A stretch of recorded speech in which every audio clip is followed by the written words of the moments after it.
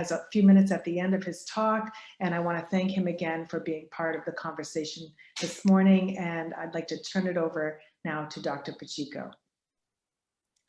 Thank you, Maria, for that really kind introduction. I'm going to share my screen, if that's okay, because I have a presentation that I'd like to share with you guys. Let's see if I can do that. Okay. Thank you. Can everybody see my screen, my presentation? Okay, wonderful. Technology these days. Okay, so I just want to say thank you so much for having me here this morning. This is really an honor to be presenting to everyone this morning. And I'd like to say that I think you see on Facebook or Instagram, people say, oh, I'm humbled for whatever reason, but I truly am, because I think that the work that that you guys are doing is the work that's going to drive Florida forward and really create some positive possibilities for our students in our classroom. So I think I'm just really, really honored and humbled to be with such a group of educators and thinkers and researchers here this morning. So my name is Mark Pacheco, and I got my start teaching ESL to adults in Washington, D.C. I then taught high school ESL in public schools in New York City, working with students from India, from China, from the Dominican Republic. I then worked with elementary school teachers in Nashville for about 5 years that had another interesting student population, Somali students, Kurdish students, students from Central America.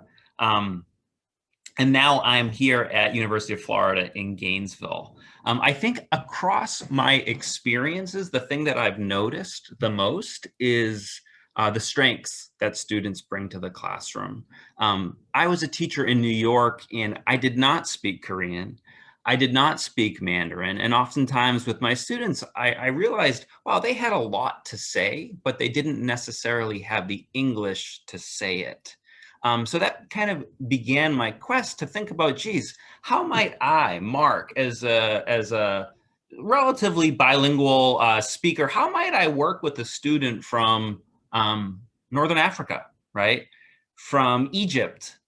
How might I work with that student to really recognize the linguistic strengths that that student brings to the classroom? So I'm going to share some ideas with you today about that quest and some different ideas, hopefully for your contexts. I want to just make a note because I think it's really interesting, all the different terms that we use to describe classrooms, whether it's a bilingual space or a dual language space. And I want to kind of reshape that idea to thinking about the classroom, to thinking about the students within those classrooms. So regardless of whether we call our classroom dual language or bilingual, I'm encouraging to think about, well, what are the strengths that the individual students in those classrooms have, and how might we recognize those strengths, okay? So think about language as a really local practice, something that we use in one context that might look different in another context. So perhaps you are a teacher in a dual language classroom, or perhaps you're a teacher like that I've been working with in a 9th grade biology classroom, okay? So who are your students in those spaces, and how can you tap into their resources? Okay, so today I'm going to talk about translanguaging. I'm sure it's a term that you've heard. It's very much in vogue right now. And I think for good reason. And I'm going to talk about pedagogies and then possibilities in our classrooms here in Florida. So a little overview of my presentation. First, what is translanguaging? We hear it all the time, okay? What exactly is it, and why is there such a focus on it right now? Why should we encourage translanguaging in our classrooms? I think it's really interesting that, especially in a space like dual language education, where we've thought about keeping languages separate, we're all of a sudden talking about bringing languages together and seeing what happens when we do so. So why should we encourage this idea of translanguaging in our classrooms? How can we support translanguaging in our classroom. So what are some strategies that we can use as teachers? And then possibly for those that are interested in research, what are maybe some things that we could look for to investigate? And then we'll move on to questions and comments, and I would love to hear from different folks here today about their experiences with translanguaging. Okay, so what is it when we talk about translanguaging?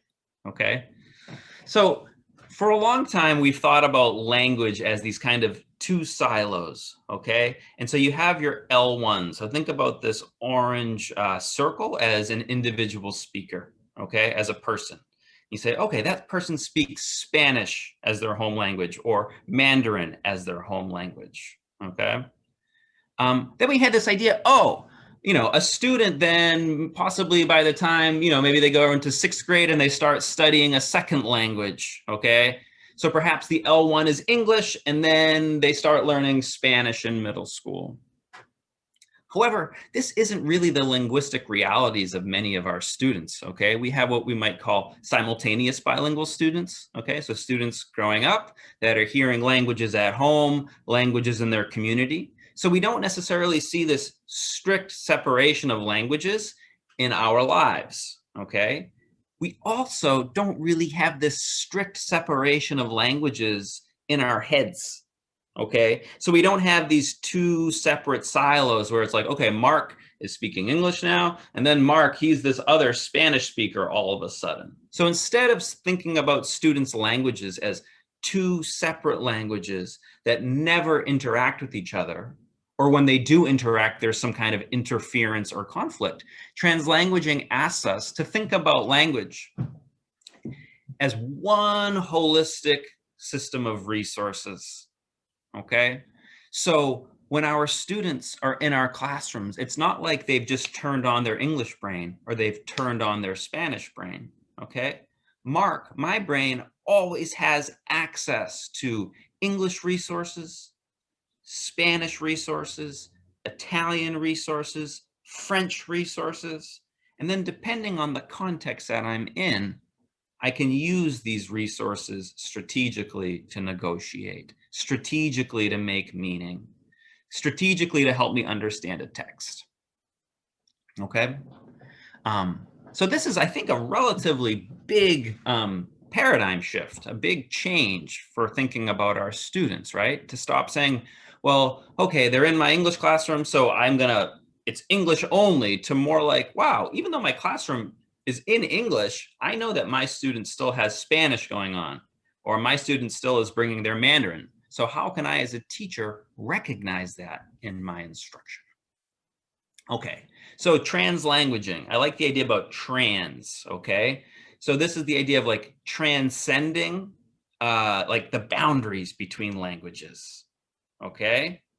It could also be transgressing, okay? This idea of like somehow pushing up against or going beyond this idea of a strict delineation of how we're supposed to use language in a space. Okay, that's translanguaging. So these are quotes that I'm sure many of you guys have heard in your classrooms. If you've ever worked with a bilingual student, I'm really smart in Spanish, right? I remember I was lucky enough to study in Italy, and that sense of frustration of, I know what they're talking about. I know what the professor is saying, but he thinks I don't know anything, right? Because I have a hard time expressing myself, okay? Or I wish my teacher knew that I understand her, but it's hard for me to speak in English, okay? So oftentimes we have students that are receptive bilinguals, really, really strong comprehension, really strong reading, but this difficulty in expressing ideas. So translanguaging directly addresses these two ideas, where it gives students opportunities to be smart, to demonstrate that they do understand what's happening by choosing the different resources that they wish to use to participate in a classroom.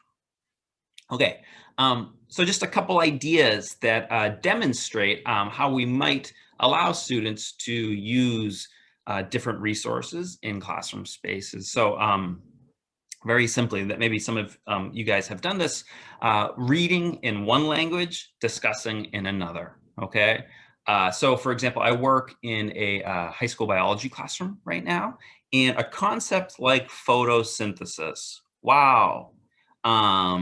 If I asked you to explain that in English right now, that might be really challenging. What actually happens in photosynthesis, okay? So we have students in classrooms that are just learning these ideas for the first time.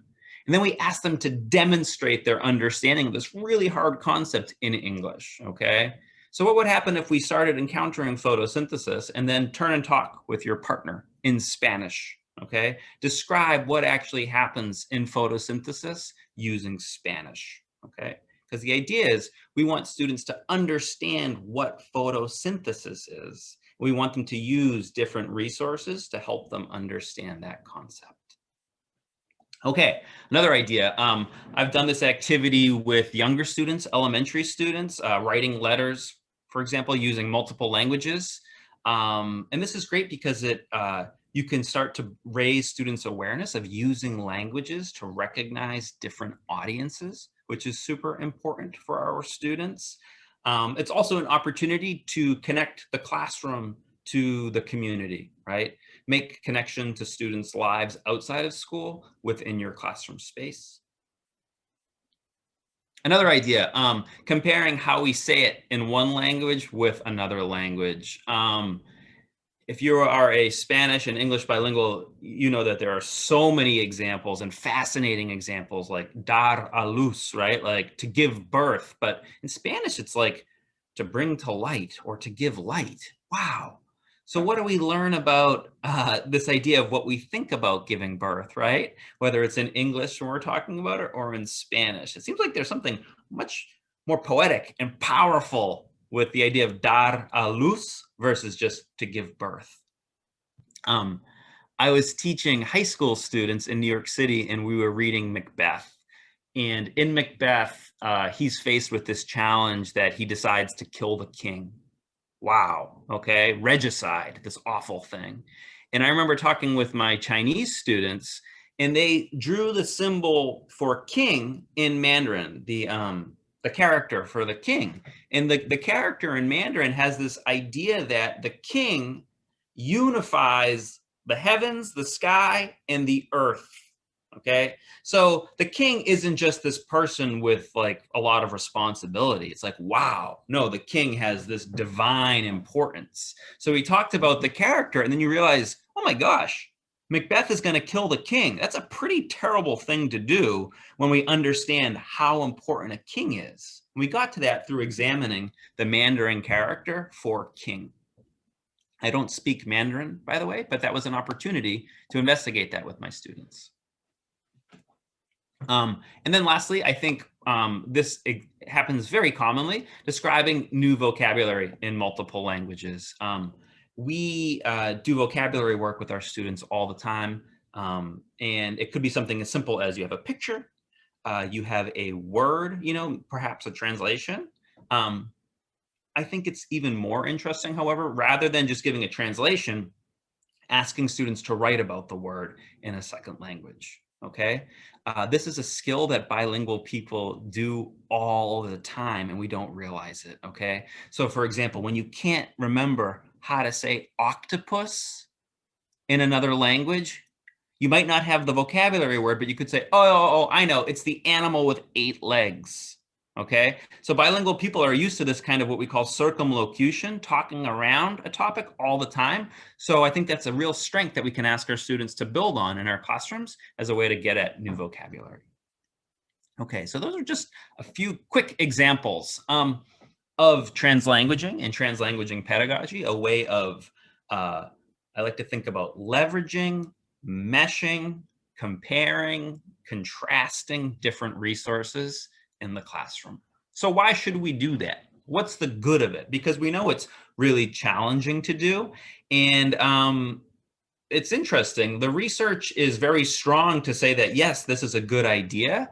But we know from many years of practice that the field hasn't always encouraged translanguaging in our classrooms, okay? So why might be what are some reasons that we actually want to do this with our students? So just kind of four big ideas that I find helpful for thinking about translanguaging, okay? The first is literacy. I'm so happy to hear that the idea of biliteracy was brought up early in this symposium, in this meeting.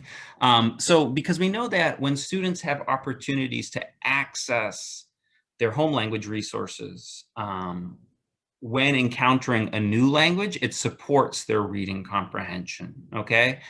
One of the reasons is when we read in a second language, we have understandings about sounds, right? Which is super important for building a literacy. We have understandings about the relationship between ideas when we read, if we have opportunities to use our first language, okay? We also know that bilingual readers use strategies like cognates or translation as they're reading, which can support their literacy. We also know that in biliteracy activities, students really benefit from opportunities to compare, right? Compare languages. So some of the work from UC Boulder, for example, with Dr. Kathy Escamilla has really looked at different strategies that allow students to compare, contrast, examine language, and examine issues across languages. Another idea is this idea that, well, if I can use all of my linguistic resources, it helps me build understandings of language, okay? The academic term is metalinguistic awareness, okay? It helps me realize that language is something that I can manipulate, something that I can compare and notice similarities and differences, and then I'll become a better user of language once I realize it's a system, okay? An example from my own life of metalinguistic awareness growing up, I remember being, I don't know, maybe 10 years old with my parents in the car, and they were talking about the windshield being dirty. And for the longest time, I just heard the word windshield, windshield, windshield. It kind of becomes meaningless. But then all of a sudden I realized, oh my gosh, it's a shield for the wind. That was like a revelatory moment for me when I realized that, oh, like language is something that has meaning, right? That we can also move around and shape. And I think that's a moment of metalinguistic awareness, okay? I think many of us also that began studying a language, for example, in middle school, right? I remember studying Spanish and seeing the verb endings, right? For like hablo, hablas, habla, hablan. And then I realized, oh my gosh, in English, we kind of do that, but it's very, very different. And then I think if you realize when you work, for example, with an Arabic student, right, an Arabic speaking student, and we think that, oh, if you want to make a plural, you just add S at the end because you do that in English, you do that in Spanish, you do that in French, but you certainly don't just add an S in Arabic, correct? Or Mandarin, okay? So I think those moments are fascinating for students and it gets them thinking about language. Another idea, why translanguaging pedagogy? Another popular idea is this thing of culturally responsive pedagogy, okay? Students have, like I said at the beginning of the presentation, such important strengths and experiences and things that they do outside of the classroom that we need to recognize in the classroom, okay? When I was teaching, I had a student that missed school for about a week. I never forget Evelyn. I was like, where is Evelyn? Like, we're reading of Mice and Men. She needs to be here for this. And then she came back and she was like, oh, I was helping my mother because she was at court for the week. And I was with her in court. And even though there's a court, mandated translator, Evelyn was providing linguistic supports for her mother in court. Okay. And I realized, wow, what you're doing outside of the classroom seems so much more important and complicated and just kind of unbelievable than, how Lenny feels about George on the farm and of Mice and Men, right? Okay, so that's the idea that students are doing so much outside of the classroom. How can we bring that into the classroom? So like a translation activity, wow, many of our bilingual students have direct experiences with translation outside of the classroom. So let's bring it into the classroom. And then lastly, translanguaging pedagogy encourages our students to be strategic users of language, okay? So let's go back to that idea of writing letters, right? Bilingual letters. It seems really simple, right? Like, oh yeah, I'm gonna write to, my abuela, like I'll use Spanish. Okay, but then if we really talk with students about that, well, why not use English? Okay, and then maybe perhaps for our English speaking students, let's say, okay, if you're writing to your best friend, are you gonna use the same language when you write to your grandfather? Okay, so we start to build students' understandings that language is something that changes depending on the context we're in. Language is something that changes depending on what we want to accomplish as a speaker. Okay, if I'm talking with Maria, for example, as a friend, after work on Friday, that's very different than how I would address Dr. Cody, right, at a meeting with the dean, for example. Okay, so all of these things, all of these ideas I think are really strong support for why we might want to use translanguaging pedagogies in our classrooms. Okay, there are many obstacles. I recognize the obstacles, so I want to just briefly kind of show what some of the obstacles to translanguaging pedagogies are. But hopefully this presentation gives you some ideas for transgressing or superseding or just jumping over these obstacles. Okay, pedagogical language knowledge. Okay, so this is the idea that in order to teach about language, we have to understand language. We have to know how language relates to a content area. And then we have to know how to teach language in relationship to that content area. Okay, this is really challenging. Okay, so doing language work, like we as educators need to understand that, oh, a word like windshield, right? That's a discussion we could have with our students, okay? Or that the end of to make a plural, that's going to differ across languages. Here's the important thing. You don't have to know, oh yeah, how to make plural, nouns in every language. But I think it's really important that you're interested in doing that. And I think it's really important that you're curious and that you're aware, right? That, oh, things change across languages. When should we use translanguaging? Okay, so we do know, for example, that if we just ask students to translate, for example, in our instruction, right? They read something in English, just write it in Spanish. Or the teacher is talking in English and one student is just translating everything that's said for a partner. That might not always be the best use of this idea of language mixing or meshing or translanguaging in a classroom. And then lastly, there are certainly structural and ideological barriers, okay? This idea of like time on task or, we need to use this much language for this much time. I think don't get me wrong, there are benefits to making kind of like protected spaces for the uses and understandings of language, okay? However, we still at the same time have to think about, well, what's going on in our students' heads, right? They don't just have this switch that you can turn on and off for English or for Spanish, for example, okay? So there's real structural challenges.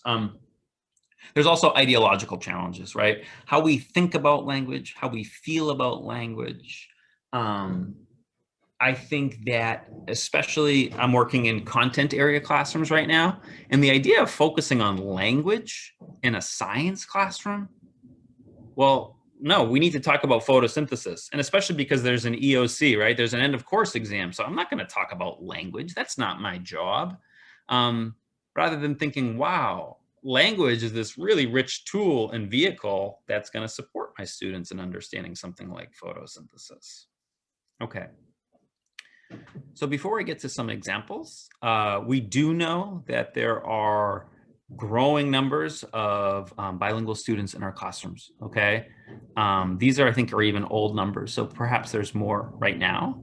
And then nationally, we know that there are, wow, almost 5 million students. And here's the deal, identified, right, as English language learners. So this doesn't account for the many other students that we have in our classrooms that are multilingual, right? That bring strengths that perhaps don't get recognized because they don't have an identifier as ELL, okay? So we know that there are many multilingual students in our classrooms that would benefit from attention to language, okay? This is not the focus of my talk, but I think that it's also really important to think about, wow, how does focusing on multilingualism in different classrooms, how might that also encourage the quote unquote monolingual student, right, to start having an awareness of multilingualism and the importance of multilingualism? Okay. So I'm going to move on to some different opportunities in our classrooms. It's really hard, I find, to prescribe strategies, right? Because I think about teaching as something that's very, very, very personal, that changes across spaces. So what's going to work for me in Gainesville might not work for you in Collier County, right? What happens in a third grade classroom might be very different from a sixth grade classroom. We know that if we've worked in different classroom spaces. So it's really hard to say, okay, you know, teachers, take these strategies and go forth and prosper. It doesn't really work like that, right? So I like to think about kind of what I call like macro strategies or like broad high level strategies. What are some ideas that might transfer across contexts that we can use? So the first, this is called invoicing. Okay, it's just a fancy way of saying if we want translanguaging to work, we have to recognize identity, who our students are. Okay, so finding opportunities to get to know our students, finding opportunities to recognize what they're doing with language in and out of the classroom. Okay, and then giving them opportunities to tap into those multilingual identities in the classroom. So the first idea is invoicing, which directly deals with identity. A second idea is intextualizing, okay? You have that word text in there. I'm thinking about text as a resource, or text as, it could be like literally a text, right? Like a book. But it could be the other resources that we have in the classrooms, like environmental print, for example, or a map in the classroom, okay? So how do the resources, texts, and then the language that I myself use as a teacher, how does that encourage multilingualism or translanguaging? And then lastly, recontextualizing, okay?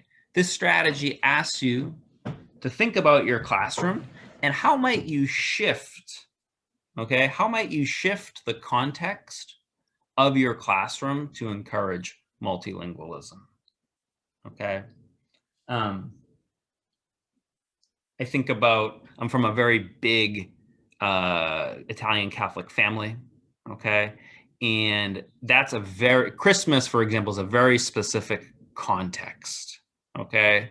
When somebody brings, for example, a girlfriend or a boyfriend to like Christmas dinner or something, the context doesn't change all that much because my family is so kind of overwhelming that the context kind of stays fixed.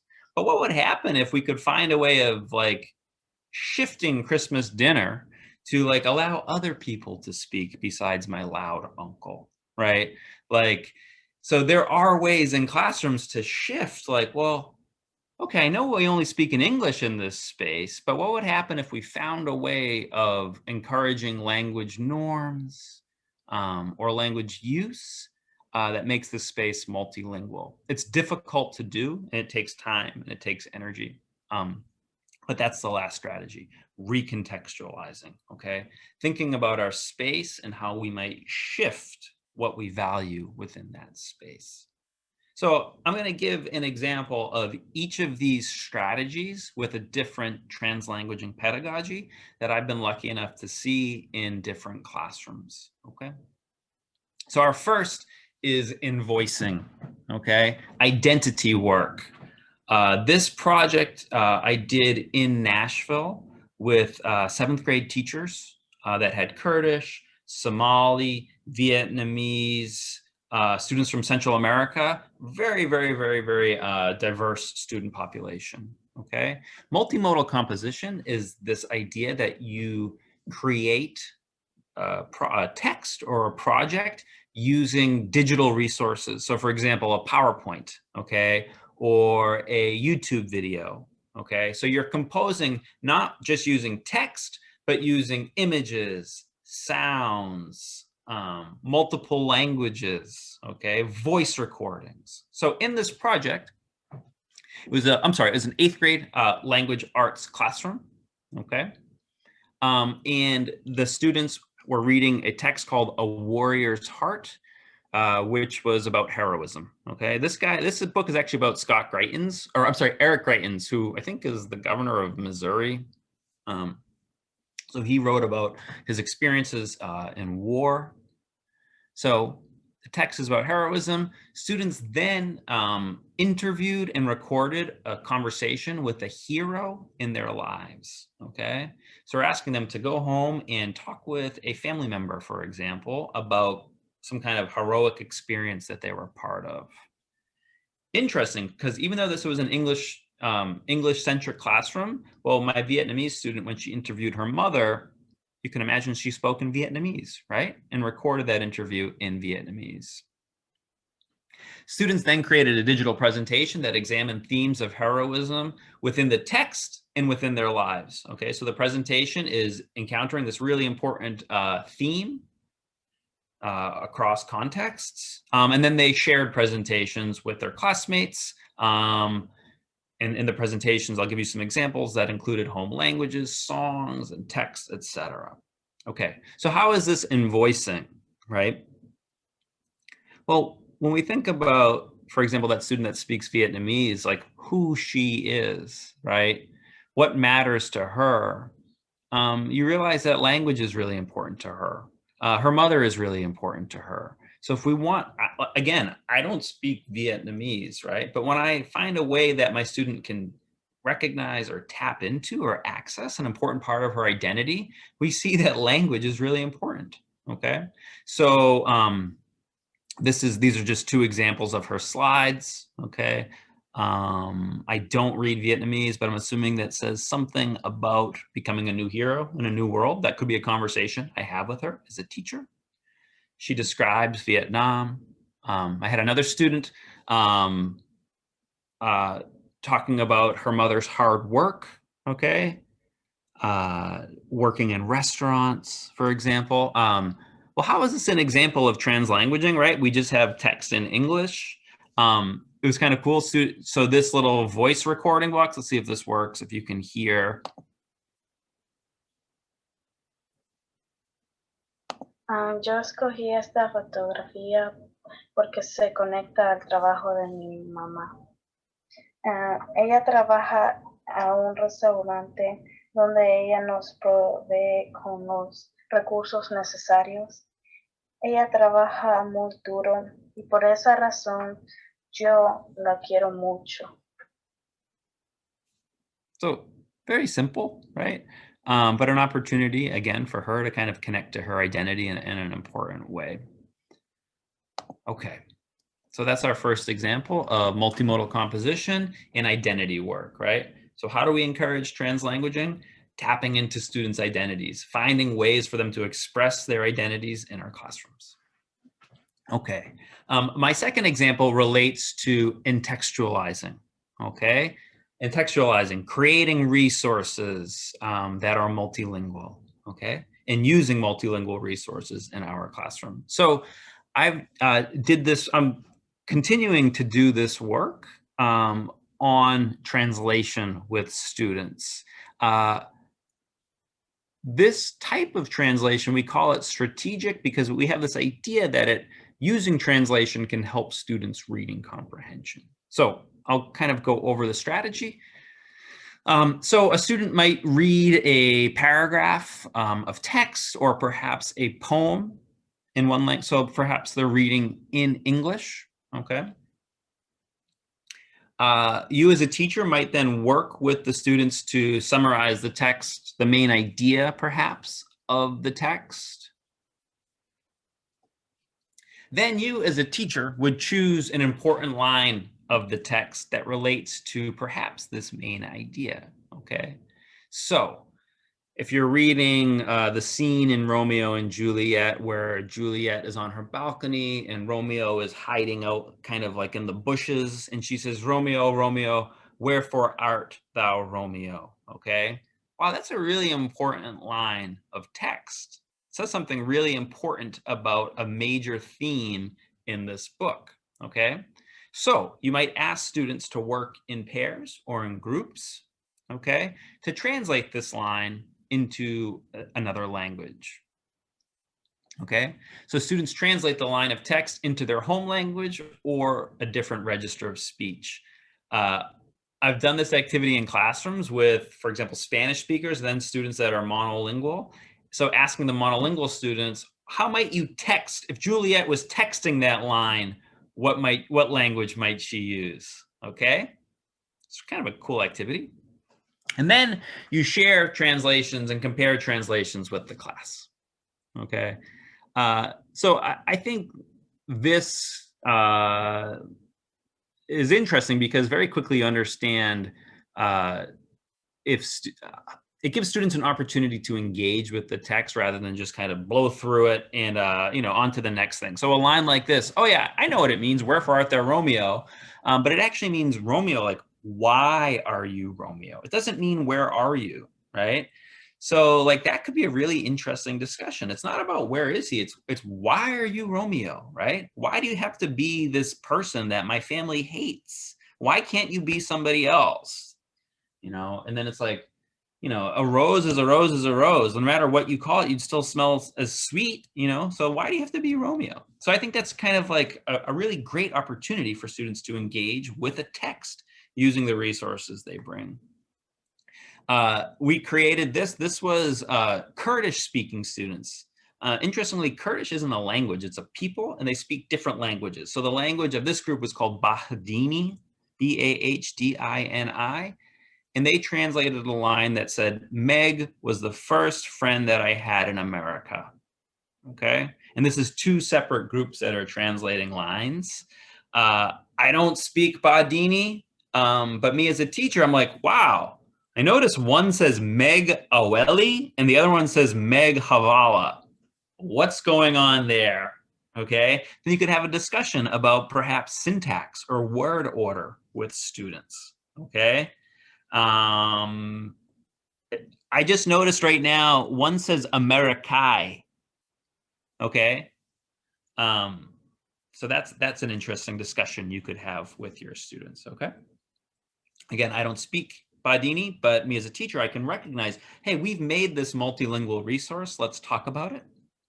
And then lastly, from a third grade classroom, okay, we can see that this informational scientific text with students has been contextualized as involving Spanish, involving Arabic, okay? Perhaps an opportunity to talk about cognates with students. So for example, we wrote the word transforms, and we just translated that at cambia. So perhaps there's a word in Spanish that's more scientific that we could talk about or maybe discover together that's more similar to transforms rather than cambia, okay? This was an opportunity for, so I had students from Egypt in this classroom to demonstrate some of their linguistic proficiency, which is really important, especially when we consider that if you're just learning English in a classroom, right, you don't have many opportunities to show that you're really smart, right? But imagine when this student stands up and writes in this totally different script. Wow, that's super impressive. Okay. And then lastly, recontextualizing classrooms, okay? So this is the work that we do day in and day out to make sure that our students know that this is a classroom where multilingualism is valued, okay? And really important, it's really important. So in morning meeting, for example, right? Just an opportunity to perhaps learn a new word from your students, okay?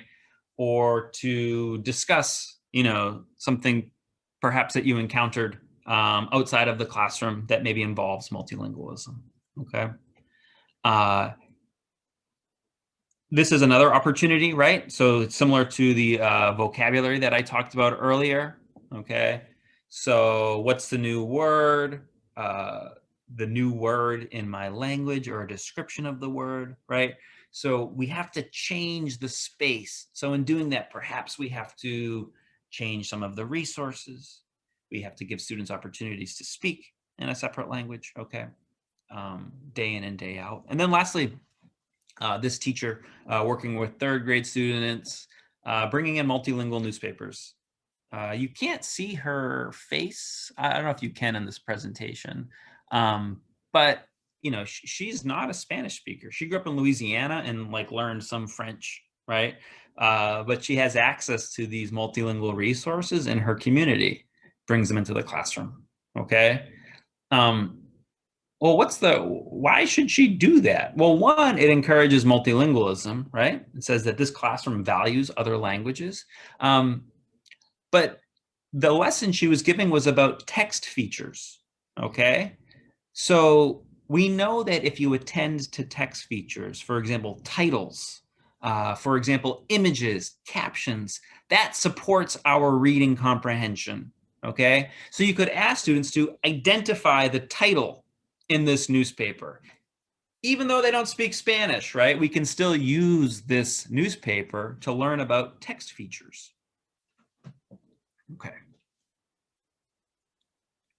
Okay.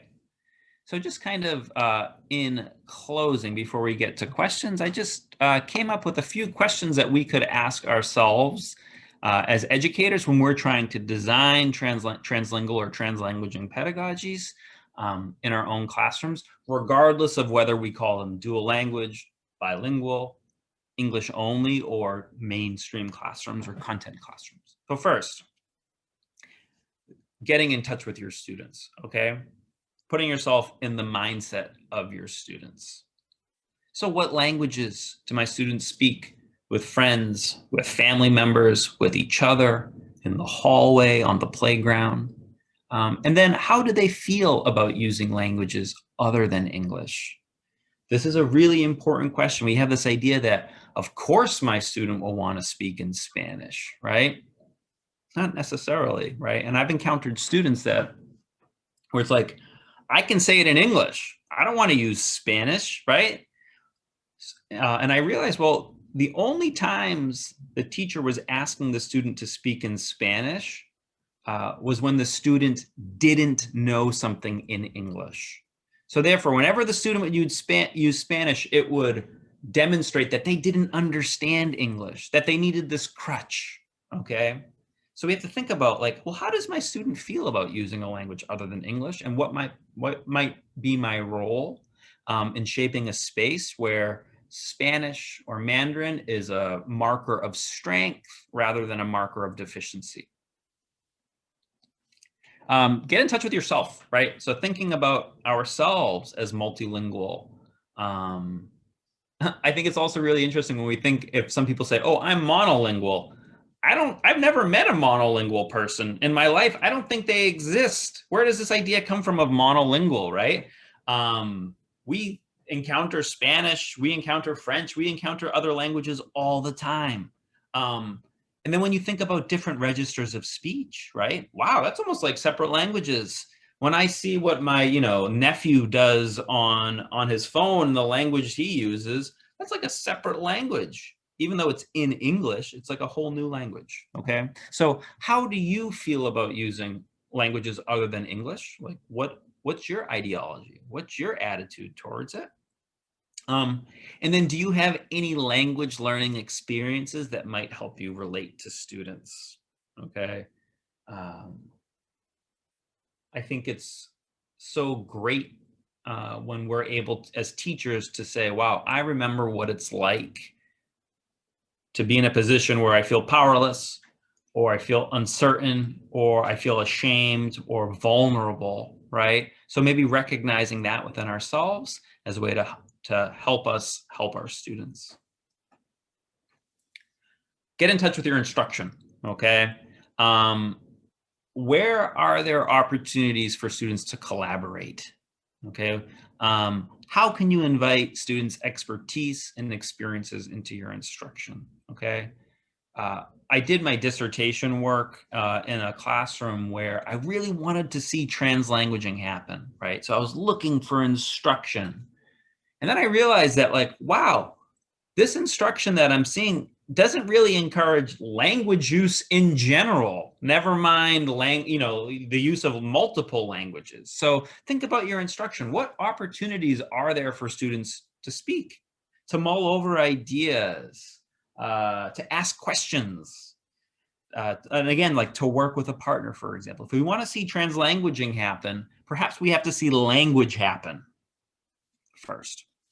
Okay, and then lastly, get in touch with your classroom, okay? So think about that space that you're in. Are there opportunities that you see to reshape your classroom materials to be more multilingual? Where do students see their identities represented in texts, in the curriculum, etc.? Okay? I just want to conclude with just kind of one thought. So this is Itchitucknee Springs, which is just north of Gainesville.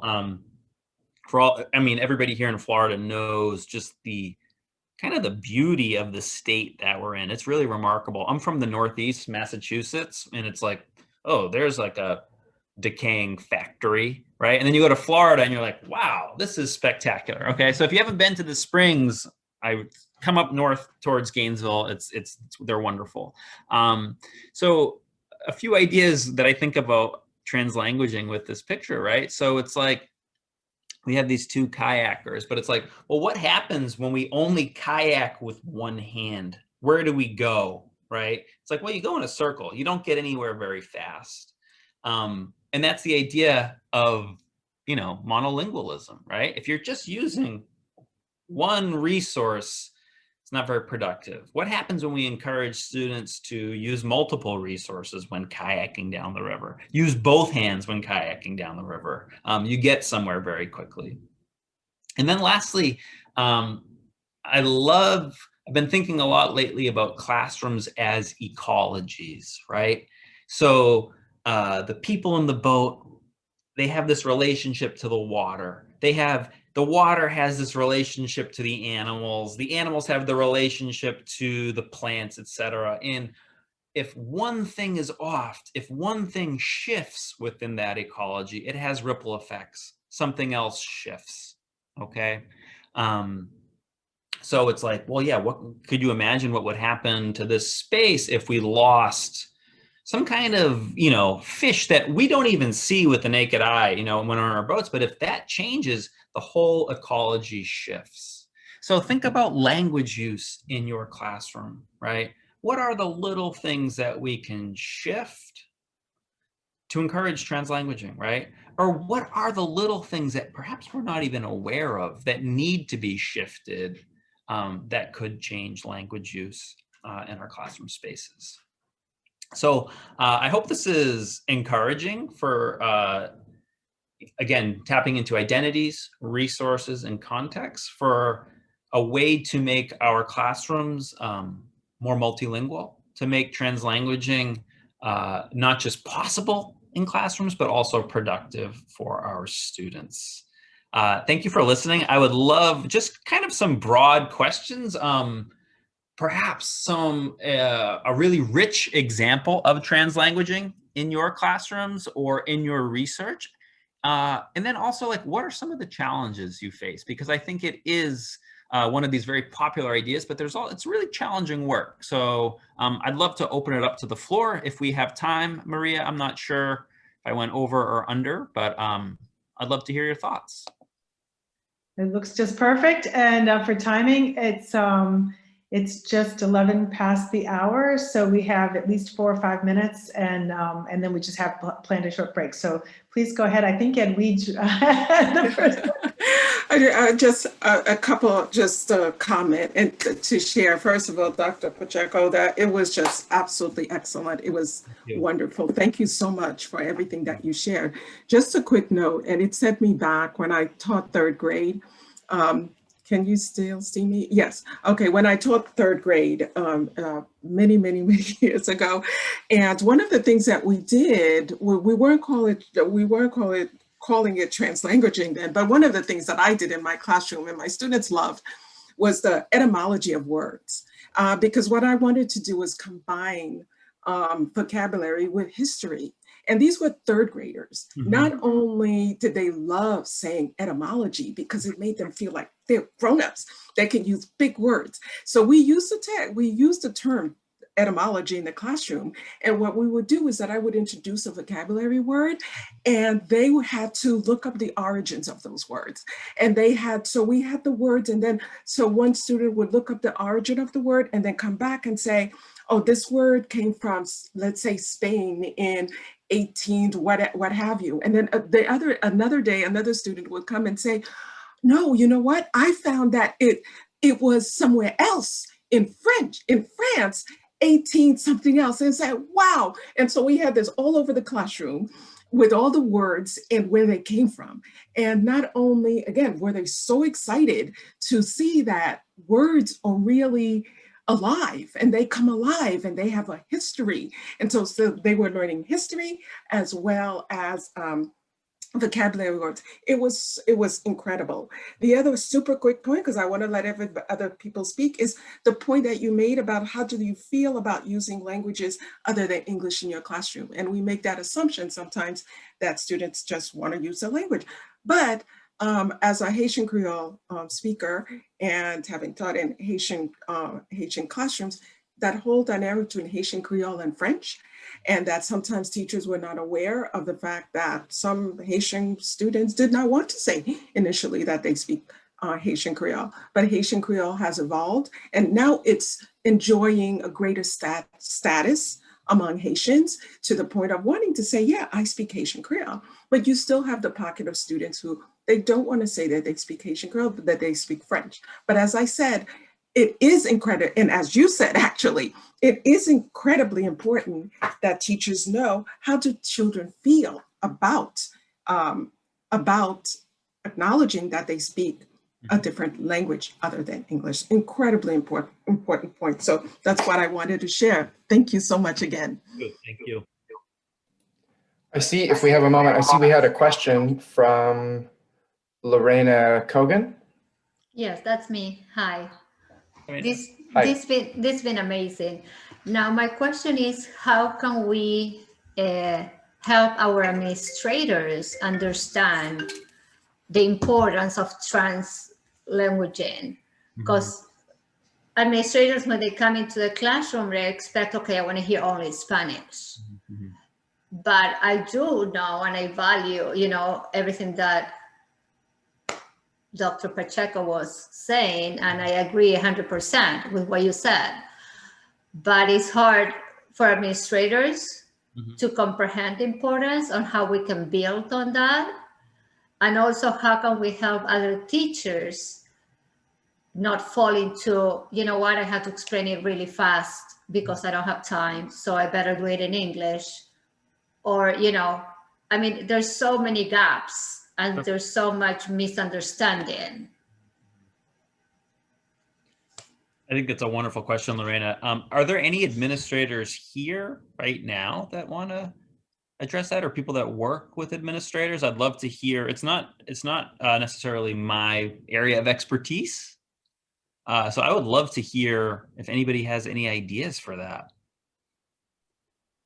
Dr. Pacheco, my name is Marjorie Ceballos, and I work at the University of Central Florida in the Educational Leadership Program. And so I was thinking about this question because it's a really important one. And I also work on the UCF Dual Language Steps program.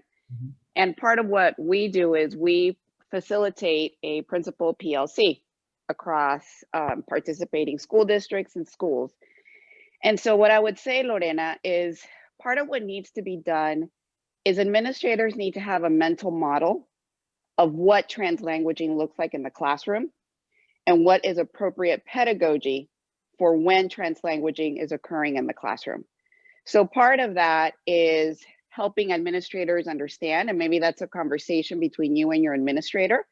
We had a wonderful presentation today, helping the administrator to understand what this might look like in practice, and perhaps walking them through what it might look like in a lesson so they know and they have this mental model of what it looks like when they walk into your classroom.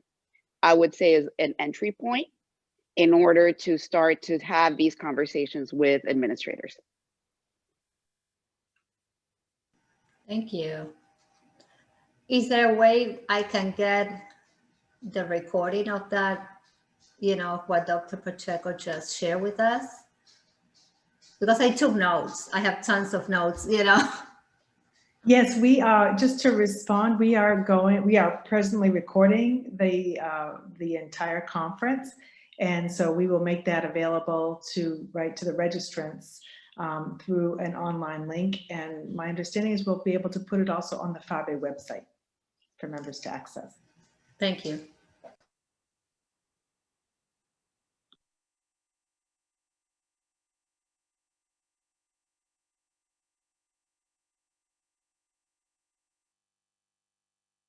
There may be time for one more question. If there's somebody else in the audience would like to ask another question before Dr. Pacheco has to zoom off to another event this morning.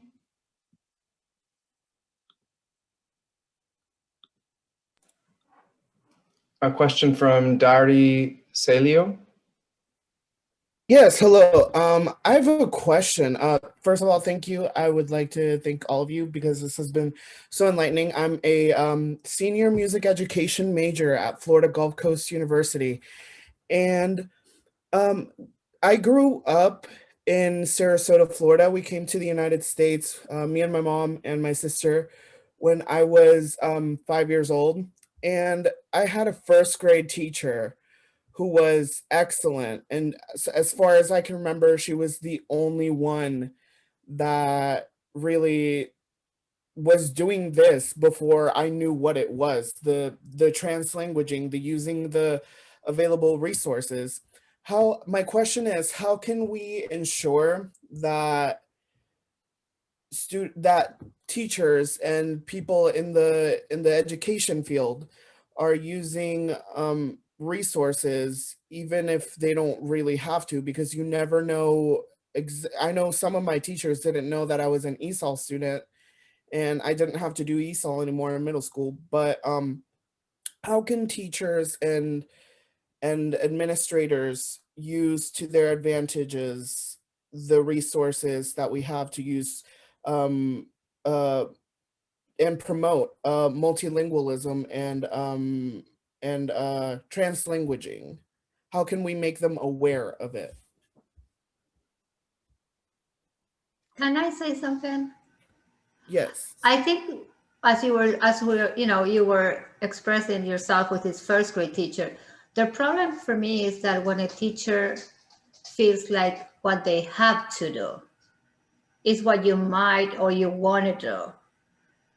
Because if we're educators and we're just doing what we have to do, just because it says on the curriculum or is stated somewhere, that is just stopping the teaching.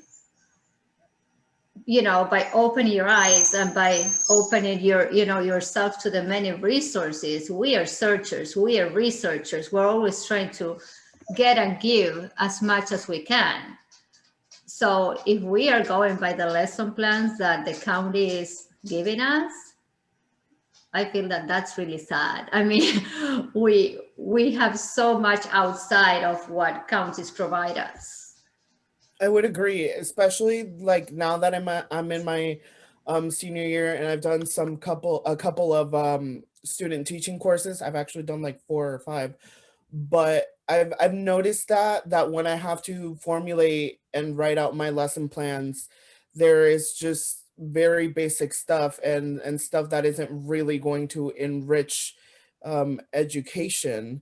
And you really have to go out and dig and go out of your way to make sure that students are retaining information. And not only that, but also providing resources for students who are not native English speakers, such as myself, that I was. And I found it that, you know, we were learning the months of the year in order in my first grade class. And the teacher said, you know what, I know I have maybe like a third of the class, it was just ESOL students. She took the time out every single morning, and she knew she was wasting about, not wasting, but using for another thing, using 5 minutes of instruction time by also teaching us the months of the year in Spanish. So she was using that, and that's such a great connection that I just made. And thank you so much for your feedback.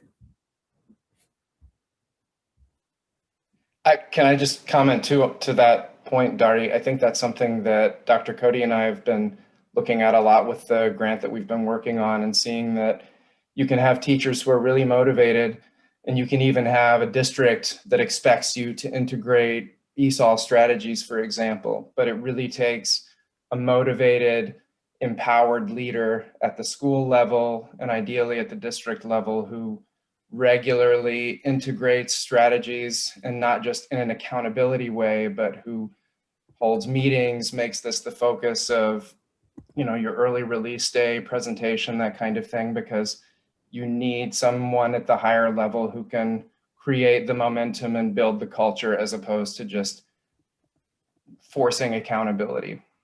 So thanks for that question. Thank you. Excellent. And good luck in your studies. Excellent question. So happy to have you here and delighted. I think our presentation with Dr. Pacheco is coming